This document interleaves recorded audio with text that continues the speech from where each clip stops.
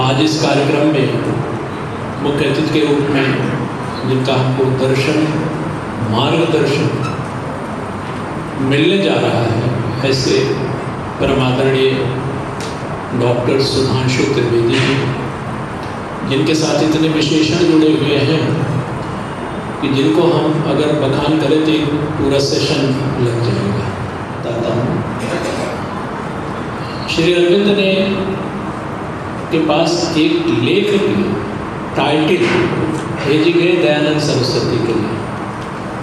तो कुछ लोग उनको स्वामी दयानंद सरस्वती कहते थे, कुछ लोग और भी महात्मा सरस्वती कहते थे। तो जब उनके पास कहा गया, भेजा गया कि इसका टाइटल दीजिए, तो उन्होंने कहा कि Dayanand is Dayanand, there may be so many swamis, so many Mahatmas. This is just like calling him Mr. Shakespeare. Shakespeare is Shakespeare. इसी तरह से मुझे ये एनालॉजी साथ में आती है। डॉक्टर सुधांशु त्रिवेदी में सुधांशु, उनके साथ कितने विशेषण लगे वो शायद हम फीके पड़ जाएंगे।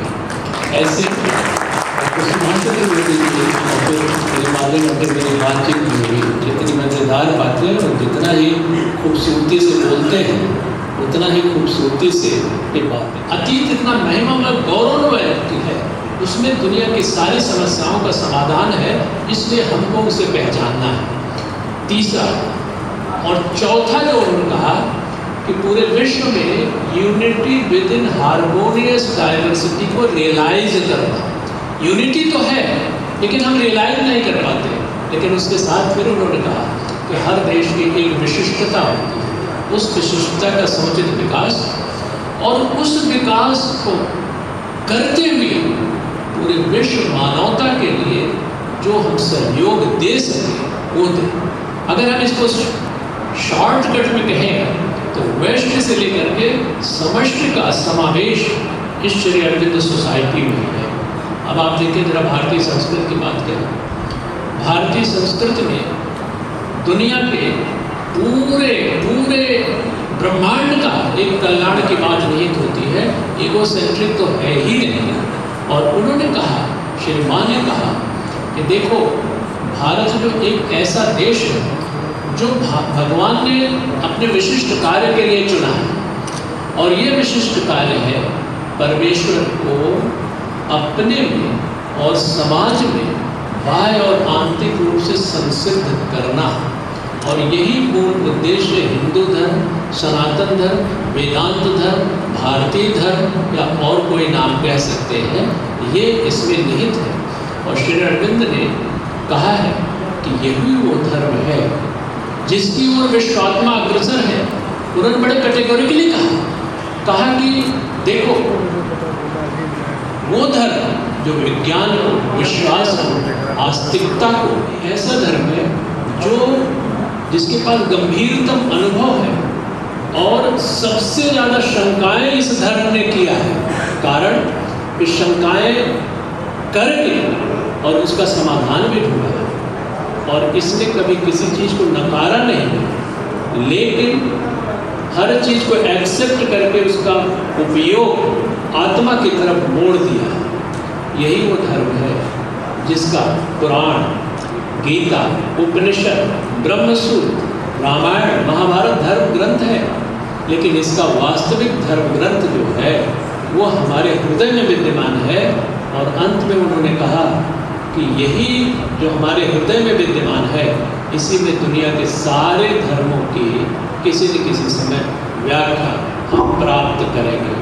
ये जो है श्री अरविंद ने कहा, और इसको हम थोड़ा सा श्री राम से कोरिलेट करके देखें।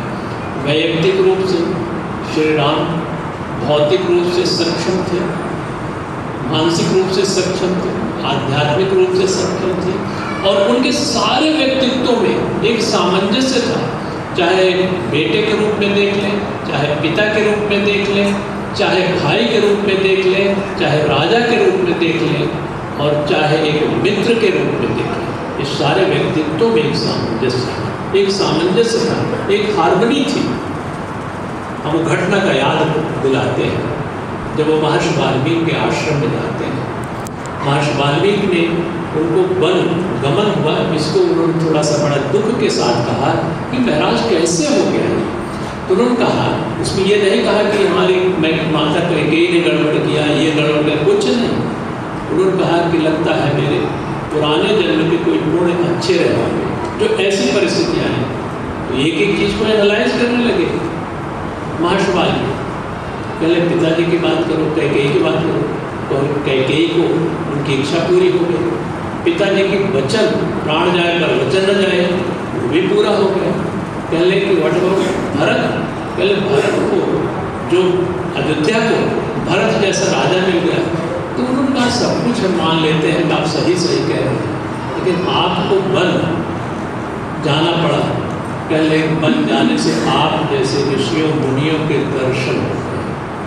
ये देखिए किस विपरीतता में उन्होंने ऐसी सकारात्मकता लाई, इसलिए उनको एक ऐसा आइडियल सेटलर कहते हैं, एक कीर्तिमान कहते हैं, उसको आज तक तोड़ा नहीं जा सकता, हम उसके नज़दीक पहुँच सकते हैं। तो आप देखें कि कुल मिलाकर के श्री राम और श्री अरविंद में जो एक बहुत बड़ी महत्वपूर्ण सामंजस्य की बात होती है, वो जीवन में इंटीग्रेशन या हार्मनी। और आज पूरे विश्व की समस्याओं का समाधान तभी हो सकता है जब हमें एक सामंजस्य की वृत्ति विकसित हो जाए। ये बहुत महत्वपूर्ण बात है। और इसीलिए आज के समय में बहुत सारे विकसित देश हैं, लेकिन उनके यहाँ प्रॉब्लम्स बहुत हो रही है। कारण ये है कि सामंजस्य नहीं है, बल्कि विकसित देश इतने इगोसेंट्रिक हो रहे हैं कि हमारा विकास हो चाहे दुनिया चाहे जैसी हो, ये कहने से दुनिया नहीं चलेगी। इसलिए श्री अरविंद ने कहा, पश्चिम के गर्वीले देशों का अंत सुनिश्चित है। जब उन्हें जो कुछ करना कर चुके होंगे, तो वो ऐसी स्थिति आएगी जिसमें मरहम लगाने का काम भारत करेगा। लेकिन एक चीज़ हम भारतीयों के लिए आवश्यक है, इस भारतीयता को, इस सनातन को भारत वाले भी ठीक से नहीं समझे, हमें ही समझने की आवश्यकता है। और ये ऐसा समय थोड़ा आ रहा है, क्योंकि हमारा योग और उद्देश्य पत्नी से पुस्तक आपने बहुत सारे लोगों ने पढ़ी होगी श्री अरविंद की, जिसमें उन्होंने 2-3 बड़ी महत्वपूर्ण बातें लिखी, क्योंकि वो दृष्टा थे। उन्होंने कहा कि जो भी मेटेरियलिस्टिक डेवलपमेंट हो रहा है उसे परेशान होने की ज़रूरत नहीं है, लेकिन अब समय आ गया है जब इस देश में अजातशत्रु, जनक जी, कार्तिवीर जैसे राजा शासन करेंगे।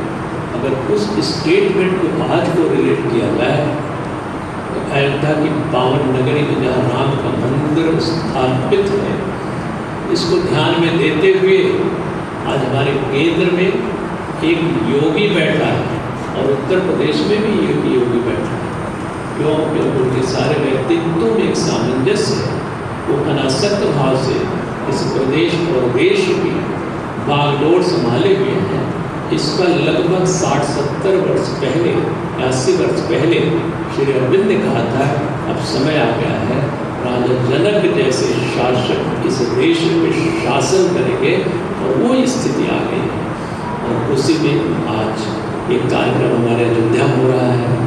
एक ऐसा व्यक्तित्व हमारे अंदर है कि जो राजनीति वेदता तो है, लेकिन आध्यात्मिकता साइंटिफिक रूप से उसके ब्लड में छिपी हुई है, निहित है। ऐसे हमारे सुभाषचंद्र जी हैं, और भी राजनीतिक व्यक्ति हैं, लेकिन वो भी आध्यात्मिक हैं। इस दृष्टि से आध्यात्मिकता से ये मंच, ये ओतप्रोत है इन्हीं शब्दों के